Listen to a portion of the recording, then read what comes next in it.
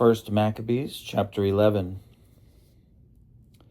Then the king of Egypt gathered great forces, like the sand by the seashore, and many ships, and he tried to get possession of Alexander's kingdom by trickery, and add it to his own kingdom.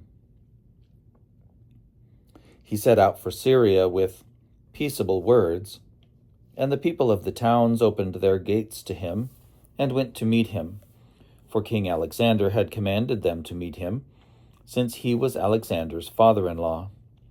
But when Ptolemy entered the towns, he stationed forces as a garrison in each town.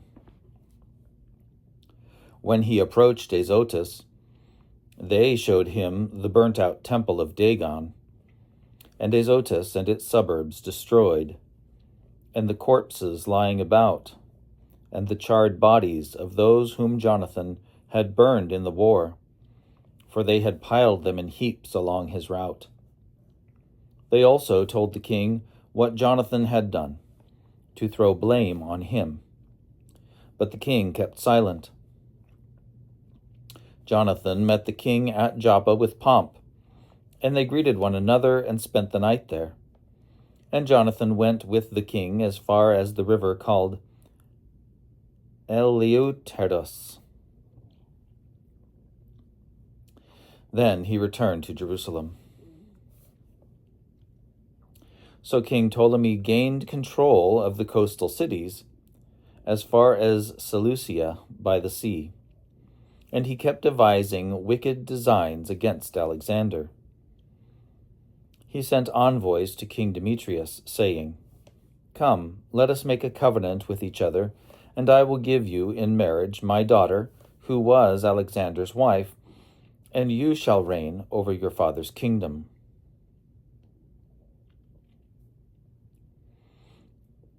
I now regret that I gave him my daughter, for he has tried to kill me. He threw blame on Alexander because he coveted his kingdom. So he took his daughter away from him and gave her to Demetrius. He was estranged from Alexander, and their hostility became apparent. Then Ptolemy entered Antioch and put on the crown of Asia. Thus he put 2 crowns on his head, the crown of Egypt and that of Asia. Now King Alexander was in Cilicia at that time, because the people of that region were in revolt. When Alexander heard of it, he came against him in battle. Ptolemy marched out and met him with a strong force and put him to flight. So Alexander fled into Arabia to find protection there, and King Ptolemy was triumphant. Zabdiel the Arab cut off the head of Alexander and sent it to Ptolemy. But King Ptolemy died 3 days later, and his troops in the strongholds were killed by the inhabitants of the strongholds. So Demetrius became king in the 167th year.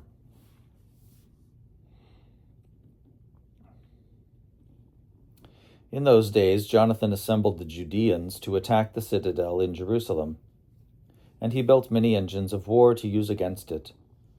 But certain renegades who hated their nation went to the king and reported to him that Jonathan was besieging the citadel. When he heard this, he was angry, and as soon as he heard it, he set out and came to Ptolemais, and he wrote Jonathan not to continue the siege, but to meet him for a conference at Ptolemais as quickly as possible.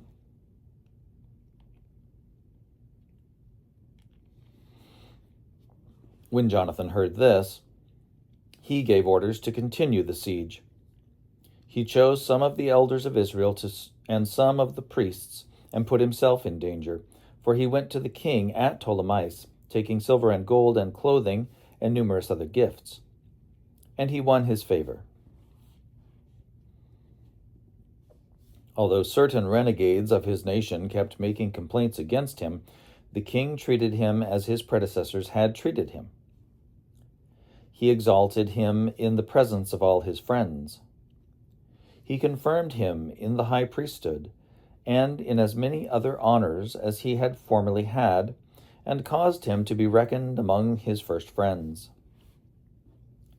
Then Jonathan asked the king to free Judea, and the 3 districts, and Samaria, from tribute, and promised him 300 talents. The king consented and wrote a letter to Jonathan about all these things. Its contents were as follows. King Demetrius, to his brother Jonathan, and to the nation of the Jews, greetings. This copy of the letter that we wrote concerning you to our kinsman Lasthenes, we have written to you also, so that you may know what it says. King Demetrius, to his father Lasthenes, greetings. We have determined to do good to the nation of the Jews, who are our friends, and fulfill their obligations to us, because of the goodwill they show toward us. We have confirmed as their possession both the territory of Judea and the 3 districts of Apharimah, and Lydda, and Ramathaim. The latter, with all the region bordering them, were added to Judea from Samaria. To all those who offer sacrifice in Jerusalem, we have granted release from the royal taxes that the king formerly received from them each year, from the crops of the land and the fruit of the trees. And the other payments henceforth, due to us of the tithes, and the taxes due to us, and the salt pits and the crown taxes due to us, from all these we shall grant them release.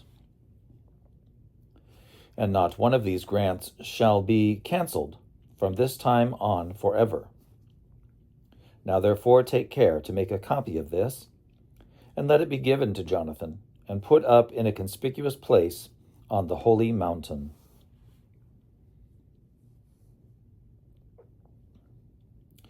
When King Demetrius saw that the land was quiet before him, and that there was no opposition to him, he dismissed all his troops, all of them to their own homes, except the foreign troops whom he had recruited from the islands of the nations. So all the troops who had served under his predecessors hated him. A certain Trypho had formerly been one of Alexander's supporters. He saw that all the troops were grumbling against Demetrius. So he went to Emalcu the Arab, who was bringing up Antiochus, the young son of Alexander.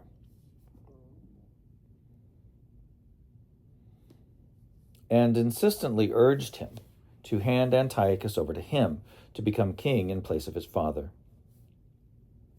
He also reported to Emalcu what Demetrius had done, and told of the hatred that the troops of Demetrius had for him, and he stayed there many days.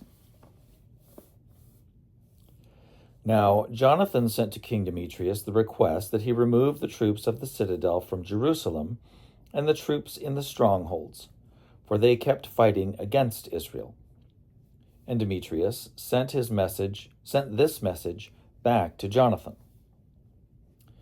Not only will I do these things for you and your nation, but I will confer great honor on you and your nation if I find an opportunity. Now then, you will do well to send me men who will help me, for all my troops have revolted. So Jonathan sent 3,000 stalwart men to him at Antioch, and when they came to the king rejoiced at their arrival. Then the people of the city assembled within the city, to the number of 120,000, and they wanted to kill the king. But the king fled into the palace. Then the people of the city seized the main streets of the city and began to fight. So the king called the Jews to his aid, and they all rallied around him, and then spread out through the city, and they killed on that day about 100,000. They set fire to the city and seized a large amount of spoil on that day and saved the king. When the people of the city saw that the Jews had gained control of the city as they pleased, their courage failed, and they cried out to the king with this entreaty: "Grant us peace and make the Jews stop fighting against us and our city." And they threw down their arms and made peace.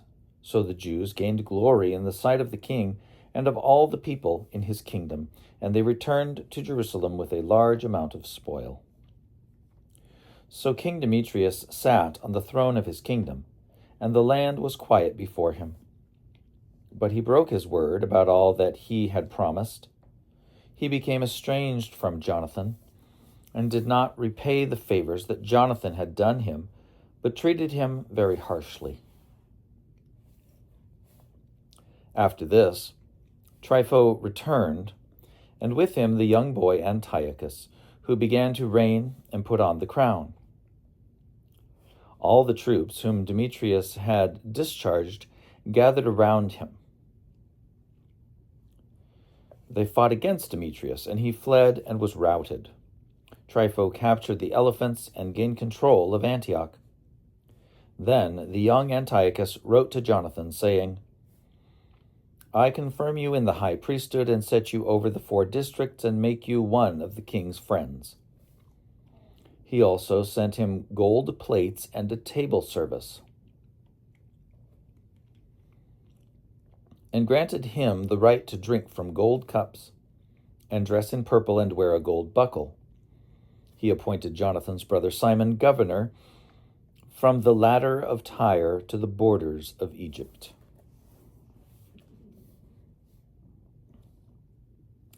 Then Jonathan set out and traveled beyond the river and among the towns, and all the army of Syria gathered to him as allies. When he came to Ascalon, the people of the city met him and paid him honor. From there he went to Gaza, but the people of Gaza shut him out. So he besieged it and burned its suburbs with fire and plundered them. Then the people of Gaza pleaded with Jonathan, and he made peace with them and took the sons of their rulers as hostages and sent them to Jerusalem, and he passed through the country as far as Damascus. Then Jonathan heard that the officers of Demetrius had come to Kadesh in Galilee with a large army, intending to remove him from office. He went to meet them, but left his brother Simon in the country. Simon encamped before Beth-zur and fought against it for many days and hemmed it in. Then they asked him to grant them terms of peace, and he did so. He removed them from there, took possession of the town, and set a garrison over it. Jonathan and his army encamped by the waters of Gennesaret. Early in the morning, they marched to the plain of Hazor, and there in the plain, the army of the foreigners met him. They had set an ambush against him in the mountains, but they themselves met him face to face. Then the men in ambush emerged from their places and joined battle. All the men with Jonathan fled. Not one of them was left except Mattathias, son of Absalom, and Judas, son of Calpi, commanders of the forces of the army. Jonathan tore his clothes, put dust on his head, and prayed. Then he turned back to the battle against the enemy and routed them, and they fled. When his men who were fleeing saw this, they returned to him and joined him in the pursuit as far as Kadesh to their camp, and there they encamped. As many as 3,000 of the foreigners fell that day, and Jonathan returned to Jerusalem.